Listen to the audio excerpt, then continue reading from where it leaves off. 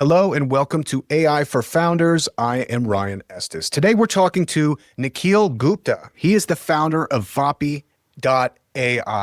Now, I can tell you what it is. You can listen to the podcast, but what you should do is go to Vapi.ai, hit the talk to Vapi button, and ask what Vapi can do. We'll leave it with that. So he launched a couple years back. He has raised 20 million as a Series A. He was profitable and revenue generating from day one before he went through the YC cohort during COVID.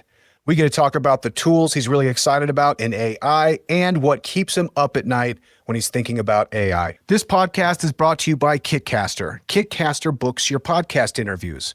Kitcaster works with funded startup founders, entrepreneurs with exits, and C-suite executives, and books them on the world's top podcast based on their ideal outcomes. Podcasts very similar to this. They have a very easy 3-step process for onboarding, and if you're a founder or CEO that's looking for thought leadership opportunities, content gen just kind of through the roof, and converting new business, definitely go to kitcaster.com and hit apply now. Shining stars, computer light. AI, take the flight in the glow of neon bright. Hey, Nikhil, thanks so much for coming on the show. Hey Ryan, thanks for having me. Yeah. Before we jump into Vapi, we're going to talk about your company for sure, but I want to start with, what are you really excited about in AI right now? Sure. Like today. Right. Like, and I cannot say Vapi. Let's see. I'm really excited about how all the tools that I use are adding AI. I think that's just the quality of life is going higher and higher. And also like using AI native tools. It's obviously exciting, all the model improvements, but like, man, when I can use those in products that I leverage, as an example, there's this company called JuiceBox. They use them for recruiting, and it's like so good. Like every little detail in the product is like AI native. So yeah, that's what I'm excited about. Just all these products that I'm using that have AI native built into them. Yeah, it's like, it's described as a gold rush, right? Because absolutely every single SaaS subscription, every software is basically going to have to be retooled to be AI first. So I'm the same way. Like, let's talk about the attributes of being AI first. Sure. AI is pushing us to use chat inference, of course, but also they're looking for voice. They're integrating pictures as references. What do you think it means for a tool to be kind of AI first? Yeah. You want to solve? Okay, I'll give you a small example. So, we've obviously seen like CSVs before, and like these like spreadsheets, right? And in spreadsheets, you know how you have the column names. What JuiceBox did that I thought was cool is like they name each of the columns automatically. Like, so you give them like maybe a description for like that's like the more of your common, like your standard column name, but they just like make it shorter to fit it. And it's like, I thought that was really cool, like a small detail. Another detail I noticed recently, there's an email app that I use, Superhuman, and now they're adding tags to emails automatically. Like there's marketing, promo, and I thought that's really cool too. It's like, these little details I think are really, really helpful. Yeah. 100%. Yeah, it's subtle, and it seems to be moving. I mean, it's interesting how AI blew up with OpenAI, largely because they put it into a chat model. Like, okay, this is how we're going to do it. I remember AI companies before, they certainly weren't the first OpenAI to do a chat model. Some had like canvases and some were using different interface. And with the tools, like, for example, like Cal AI is a good example of, Mhm. really kind of trying to get to like one button. So it's kind of like Yeah. just give it input, one button, solve your problem. Yeah. Cal AI does it really cool because it's like you take a picture of your plate and Yeah. it just automatically says like, oh, it's a cheeseburger with fries and a salad. Here's all the Yeah. macros and here's all the calories for that plate, Right. you know, Right. Right. Right. which and Yeah, it's that's a good pretty one. specific. The health ones. Yeah. Oh yeah, I think I've been. Oh man, every single purchase that I'm making now, I use a deep research for it. Do you know deep research from ChatGPT? Yeah.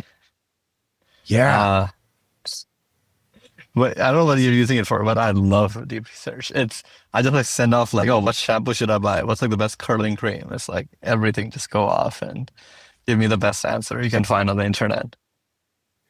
So you're using it for like consumer purchases, you Yeah, know? yeah, Are you saying like, what are the fluffiest white towels I can purchase?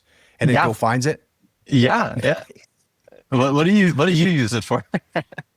Oh man, I've been using it for I like to write essays, kind of autobiographical essays. And I like Right, to tie in a historical perspective, you know? right. So this winter, I'll share a quick story with you. Yeah, My daughter and her friends went to my buddy's old hunting cabin. It's yeah. 120 years old. I've been going up there hunting elk my entire life. Right. Beautiful flat top wilderness, classic Colorado. Okay. Well, my buddy, his daughter, she Yeah. was turning 18. It was her 18th birthday. So she brought her birthday party up there. This is probably December 28th. Now, this Sure. is at 11,000 feet in Colorado. And we've been up there in the winter and it's like dicey, man. I mean, there's like 4 feet of snow, there's road closures. Yeah. It's pretty crazy. So they get into the spot and it smells like propane because the whole thing's run on propane. So, and it's not uncommon because the place is so old, Yeah. that you can have Yeah. A bit of a leak hint of, or yeah. yeah. So they call my buddy, say, hey, it smells like that. He's like, hey, no problem. Air it out, and then come back. So they like aired it out. They lit a fire, hung around for a while, and they're like, you know what? Let's go snowboarding. So Steamboat has the mountains open at night. They have it lit up. So they went snowboarding. When they come back, cabin burned down. Okay. So terrible. The story kind of goes on from there. And it was a pretty hairy night, but the good thing is nobody was hurt. There's a blessing there. And ultimately, what it got me thinking was like, man, I've been hunting here my whole life. I know that this is classic Ute. The indigenous people were called the Ute that lived there, and they hunted there. And you can find like arrowheads and stuff. And so what I wanted to do was provide some historical context. So as I'm kind of working on this essay about this terrible tragedy of burning the cabin down, put some historical lens. So I basically gave the geography points to deep research. I put looking for story of like how this property came to be. It's 120 years old, which ties exactly with when the railroad was put right through Yampa, which is probably about an hour away from the properties, which meant that like you could graze sheep all summer and then in the fall put them on a train and go sell them in Colorado. So it really And opened up a lot of this terrain. So anyway, I put it in a deep research and it pulls like the whole history of the Ute Indians. It pulls the whole history of the John Meeker massacre that happened right over there. It pulls information about like the railroad and the shepherds back then. And so it's just like this extraordinary tool where you can use it to you write this creative story, but then you have these like very specific footnotes that add just like all this like scaffolding to the story you're trying to work on. So wow. Wow. it's That's fun. awesome. Yeah. Yeah. Nice, man. Okay. How about the other side? AI, what is it about AI that keeps you up at night? What's the scary part to you? The scary part. I I'm still waiting, honestly, for anything scary to really come into at least like, like start to show its like face. The there's I guess like I have a theoretical fear. Now we're back in like the kind of realm of reinforcement learning. where you are training these AIs to have an objective, like have some goal. So the goal usually is like, hey, like write a math proof that like works right now, or hey, like find a computer program that like, does something. But what if at some point the AI realizes like the way to achieve its goal is to achieve more power? Like it's like, if I want to write this math proof, first I want more power, like, and then go talk to some professor who knows the answer, and then I'm gonna go do that. Uh, Yeah. so it can find some creative strategies. I don't think we have reached the point where that's a serious concern, but I think now we're in the territory, at least, like where we are optimizing this AI for a goal through reinforcement learning, which could have a wide bound. It has wide bound on like what AI could pick as a strategy to do something for it. Yeah. Yeah. I love the real science fiction scary stuff. That like a quantum computer with AI somehow creates some spiritual crystallization of the entire universe or something cool. Right. Yeah. Yeah. That could happen I as need well. deep I Yeah. need deep research to help me with the screenplay. Right. Yeah. Yeah. That's funny. That's Let's awesome. talk about your product. Sure. Introduce it for us. It's Vapi .ai, and Yeah. really what it is voice AI agents for developers. So I'd love to hear kind of in your words, like what you're working on, what the scope of this project is. Yeah. Yeah. Um, so, I mean, we all obviously see ChatGPT, right? And we see also, like, maybe have you tried the audio mode on ChatGPT as well? Uh, when you talk to it, it's obvious like you want that experience uh, in everywhere. Yeah. When you talk to your barber, when you call out into your barber, when you call out into any business, you want them to have this kind of same experience. And for all these like businesses to also adopt this technology, you obviously need developers to like build tooling, right? That integrates into, like, I think we're using Descript for recordings. So you can imagine like these are the tools that you use, right? Maybe you also host a phone number, maybe not. Maybe local businesses also most commonly have phone numbers or some kind of virtual interface. People go to their website, and then on your website they talk to Ryan. Um, but you need businesses to kind of let you do that, right? Like you use this business and this startup, where you feed in your data, and they give you like a virtual Ryan that you put on your website, Yeah. maybe. Yeah, it's happening. It's all happening. But these developers obviously need a platform to build these products on, right? The like chat is almost straightforward and easy-ish, but when it comes to like voice, it's like a real time streaming. Like when I'm talking to you right now, like every 20 milliseconds, there's like a audio byte that's going from my laptop at speed of light to your laptop and like in your ear. And the architecture to support that at scale for these bots is a lot. And the complexity and nuance of like all this configuration to get together an experience. So that's what we do. We just provide this platform to help these developers make products that they can go and sell to everyone else, every business out there, so they can offer their own AIs to the world. Amazing. So you're basically creating the agents that developers specifically use for their own use cases. Correct. For their own products. Yeah. Correct. So this is getting into kind of uncanny valley stuff, right? Like there's going to be, in the best description of that I've heard is that like the closer you get to something sounding perfect and real is proportionate to how much you'll hate it when you find out it's not real. So the great thing about it now is we're on a daily basis, we're becoming more and more comfortable interacting with AI avatars. So you don't have to worry about people hating it, but they are going to expect it to be pretty sophisticated. What is it about human speech that is the hardest to replicate with AI? Yeah, sure. And actually, before I answer that, actually, I want to talk, kind of press the why, why we even do this and why is this kind of fun to do. well, it's fun technical challenges, obviously. That's why we do it. But also, it's like, I'm sure we all had to file our taxes. Like yesterday was the deadline. Yeah. Some of us probably had to call in to IRS, and it was probably a shit show of a day. Like the entire day is just gone, Truly. just waiting for them. And don't you wish there was just an AI that could just talk to you immediately and get your situation, like get your problem solved? That's the future. That's the future, right? Would Where that be we on the like, IRS? So I'm calling the chatbot to the IRS. yeah, exactly. Like IRS would use some product, right? That lets them offer these agents, and Yeah. hopefully that company that is offering IRS is built on Vapi.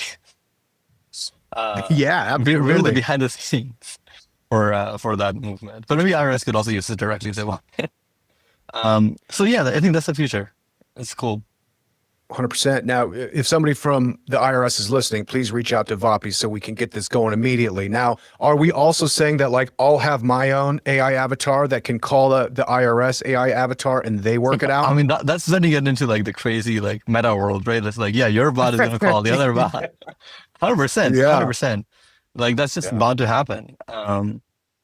And I mean, what's cool is also like they don't need to talk in English, right? They just like can talk in their encoded language. Like it's just like because if there's just two bots, maybe they just like realize they want to Yeah. talk more efficiently. So yeah, I think that is the future of like it's like a universal interface, right? Like when you think about like talking and like how we talking right now. Whereas text is just like very compressed interface. It's not very human in some ways. Yeah. Awesome. Yeah. Yeah. I actually have a buddy who uses this kind of technology in his app. So he created a company, an AI company, and Yeah. during COVID, when all the restaurants, he owns a couple of really famous restaurants in Denver, Okay. and everyone's calling in with the same questions. Yeah. Yeah. How do I Yeah. get you food? When do Yeah. I need to come? And Right. he's just like, Right. this is so redundant. I can't do this. And the like phone tree is also annoying. You know, please press 2 to get to blah, Yeah. blah, blah. Yeah. People hate that. So he built that company and he's probably got, I think a couple hundred customers that basically create exactly awesome. what you're talking about, where people can Yeah. call it, talk to it, make reservations, and like make it happen. So what he was talking about is how the cost has come down by like 2 orders of magnitude. You know, it Yeah. used to be like really, really expensive, but now these options are super affordable. Is that Yeah. correct? That's generally correct. The fact of it's wild, right? I mean, I guess we can all see it. Like computers, like even phones when they came out, they used to be like something only like the richest could afford, and it was like it all was very like ugly as well. But now you have like $1,000 device that's like has like power of the entire internet in your hands. It's just so good. Same for laptops. Like these laptops are more powerful than anything that IBM hosted, like in the 60s, and it's just a lot cheaper. Yeah. Yeah, so 100%, it's the same thing we're seeing with like models and like the cost of intelligence. Um, just sliding down. The It's really exciting. I mean, same for that's going to also impact, I think, other things, right? Like education, hopefully healthcare at some point. It's just yeah, because what's funny is like I don't know if you've heard this theory, but like the cost as these things get cheaper, it actually the pressure points become like the scarcity points, right? Like where there's still like humans in the loop, like hospitals and doctors. Like doctors, there's like things. So there's this chart of like what's gotten cheaper since like 50s or 60s. It's like TVs. TVs are like dirt cheap now. Like anything consumable Yeah. goods. But anything that involves a human is going up, like education, healthcare. Yeah. It's an interesting observation. Now, Vapi, how did you finance the business? So we people used us. Used us and paid us money. That was basically the start of it. We launched. I guess like maybe more accurately, we went through YC a while ago. We had some money through that that funded us for a while, but we when we launched Vapi, we also were like cash flow positive. We were making money. Nice. And then we raised our Series A as well to again accelerate our growth from some investors, and now we're a little bit bigger. So it's making money mostly Great. from customers, but also have money from investors. Yeah, Amazing. How much did you raise for your Series A? we raised $20 million. Yeah, Amazing. yeah. Nice. Congrats. How was your YC experience? YC was great. I am kind of jealous of people who go through YC right now, though. They have a great in-person scheduling. We did YC during like COVID, so Yeah. it was remote. Yeah, it was nice though. And for a moment, I guess considering maybe the things to be thinking about are brand, mentorship, and community. YC Yeah. as a brand really helps you again fundraise, like sell to customers. Community is awesome. You can sell to again other YC companies. You can sell you can learn a lot from the community. And mentorship is like these people, like the partners have seen like 600 plus companies like fail, succeed. So it's just really great input and advice. Yeah, man, YC, I remember that when they opened up because they're really big on like the whole fellowship of the cohort, but to do it remotely, it's also kind of nice because it's like sneaking in like a little like booster when everybody's just chilling at their house, but That's funny. I love how like in your head it's like everyone's in their house like just chilling, and then you just like drink the YC cool like juice, Yeah, exactly. energy drink, YC energy drink, and you just go. Yeah, it's funny. Yeah, you're also in a very unique position. Like if you're already, profitable or at least generating revenue from day one going through that, what's the added benefit of the Series A raise? What do you guys use the capital for? So we're still like our biggest struggle is like keeping up with our customers and like what our customers need, which is a lot of things. So they want us to build all sorts of integrations, all sorts of like features, improve our current experience. So there's a lot of investments we want to make to improve like kind of, what we're offering to our developers.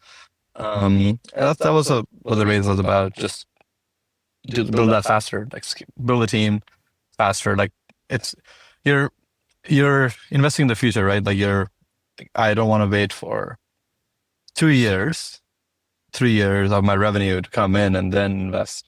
I know I'm going to get there. I'm going to invest right now and get the return in the future. Yeah. Just throw gas on the fire. Basically. Yeah. Yeah. Cool. So was that adding team members in the beginning, team members in marketing, and how many people are on the team now? We're around 30 now. Nice. Yeah. So around there. I'm curious, like, for your listeners, like, are they mostly founders, like AI enthusiasts, AI engineers? Like, who is like in the audience? Like, how do you know what they're looking for? You bet. So the audience is, I'd say 90% founders and CEOs. And AI enthusiasts, as much as all of us are, I'm more of a designer than a programmer. So I'm really into vibe coding because it's like, wow, finally I'm dangerous. Awesome. I love that. I love that. Yeah, I think we didn't even talk about that, right? Like there's just such a boom right now, but like in the companies that are being built, because with AI, everyone's just super excited to like all the new opportunities to bring this technology to different parts of the world and different businesses, different niches.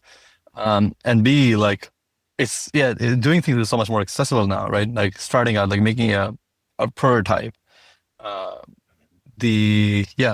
Totally.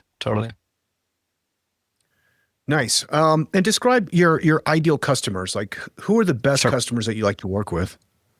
Our ideal customers would be YC startups. Exactly. I heard this, I was talking to the YC partner a month ago, for this fireside chat we were doing, and he was telling me like 20% of YC companies in the last batch that applied were voice agent companies. Like they were building some kind of voice experience, you know. Um, the um, and he said all of them use Vapi, which seems crazy to me, but I was like, even if that's directionally true, like awesome, that's great. That makes sense. We were building for them though, like we are building the platform to help these companies like get up and running, start selling to their customers. Yeah. It's interesting. So if we go with that kind of gold rush Yeah. metaphor, during the 1849 gold rush, Levi Strauss made a fortune not mining for gold, but for selling jeans to the miners.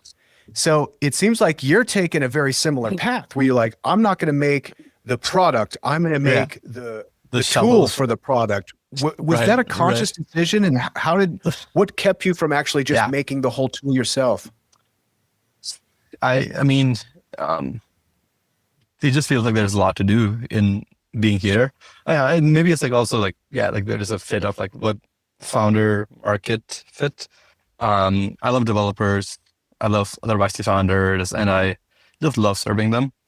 Um, Spent many countless nights like trying to get these things out or our customers that they need. And it's just, yeah, for the love of, for their, because I care for them and I want to make them successful. Um, it, it also a thing about like where, for me, what's most exciting about like this AI wave is we're going to be talking to our computers.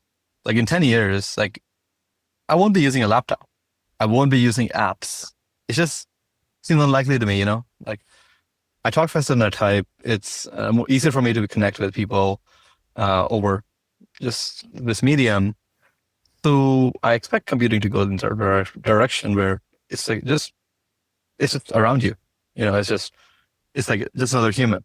Like a computer is just like another human that you can upload tasks to, and we want to create that shift. We want to create that future, and that future needs a lot of tools and new platforms. So think about like if we truly believe in the future where we're talking to computers or computing is all around us, you need authentication. That's what happens over voice. We are all used to these passwords and key passwords and usernames, but someone needs to solve those problems. Like how do we do that? Payments over voice is another interesting hard problem. So those are problems that are really interesting for the future that we want, that we believe in. And we are just fascinated to solve them. And it just happens that it worked out that, yeah, a lot of companies need a platform to build the products that they wanted for their customers. Yeah. 100%. I've been trying to get in the habit. My buddy Tom was like describing how somebody was working with just gossips to ChatGPT because you want to be able to, because the memory is getting better. So you want to be able to, you want to be able to consult with it with context, So like, it's like having GPT running right now. So it understands the conversation that I'm having with you. And next time we speak, it can be like, hey, run down real quick what me and Nikhil talk about, remind me. And it can just like shoot it to you. Now, the beautiful thing about voice and video, which will follow, but voice is really important because voice adds dimension to the communication. So email is like notoriously terrible about context. You might write something a little quick and somebody thinks you're upset, or they're like, everyone's misinterpreting what you're saying. Whereas when you use your voice and you're speaking interactively with anybody, with people, they're going to understand when you're being sarcastic. They're going to understand when you're trying to make a joke. They're going to understand when you're being silly, when you're stern, when you're upset, when you're happy. Like all of this, like very important emotional cues comes from the voice, So I am trying to get in the habit and like, just figuring out like how these things are incrementally improving every single day. It's like, no, you have to talk to it. You want to get to know your voice. Yeah. Right. That's cool. Just like turn on ChatGPT so I can just like have it listen to you. And just let it run in the back. Yeah. Hey, I want you to, and there's a tool called Computer, BEE.computer that is that. It's just recording Bluetooth in perpetuity to like learn all about you. I've got mine on order. I can't wait to turn that sucker on. That's awesome. Yeah, I love that. I mean, That's I'm just also really really excited. Oh, go ahead. Sorry. no, please go for it. Oh, I was just going to say, I'm excited to have an alternate memory timeline. You know, the memory I've got right now, pretty spotty. You know what I mean? Yeah, I'm not yeah, going to remember next week I was wearing a t-shirt or what was going on or whatever. I just kind of recall what I can recall. And I don't have a lot of agency to be able to do that. But if I'm running, in perpetuity, an AI tool, then I can ask that memory, which is going to be actually more accurate than yeah. my own memory, you know? That's so So crazy. Yeah, I'm excited for that. I'm excited for that. Yeah, it. cool. Yeah. Nikhil, I know you got a boogie buddy. Is there anything else about Vapi that we should know? What's the best place that people can demo the tool, and what's the best Totally. place people can get in contact with you? So if you go to Vapi.ai, VAPI.ai, right on the website, there's a button called Talk to Vapi. I highly Nice. recommend that. If people want to experience, what we are up to. And if you like it, you can also ask it, hey, how can I use you? What are you useful in my life or not? But yeah, I think if for anyone, if you have your community of founders, if they want to help their local businesses, sell them like voice agents that can like take calls after hours or, sell them AI receptionist. And they want to use the platform to build those things, they should try us. Amazing. We'll do it. And then if someone wants to find you, you're on LinkedIn? Yes, I'm on LinkedIn, Nikhil Gupta, Vapi. You'll find me, I think. Amazing. Nikhil, this has been awesome. Thanks so much for talking to me. Yeah, thanks for having me, Ryan. Great chatting.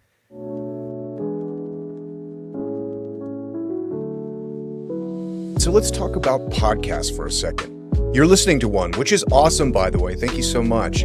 But have you ever thought about being a guest on a podcast? Like, seriously, imagine sharing your story and your expertise and your business all on shows where your ideal customers are already listening. Kitcaster connects founders and entrepreneurs, professionals, with podcasts that actually make sense for their brand. No pitching, no guessing. You just have great conversations on great shows. And the best part, Kitcaster handles everything. You just show up and bring your A game, Kitcaster does the rest. This is hands down one of the easiest ways to grow your personal brand and just create a wellspring of content for short video, for blog posts, for speaking engagements, for whatever. So if you've been thinking, yeah, I really need to step up my content game, go to kitcaster.com and apply today. Now back to the show.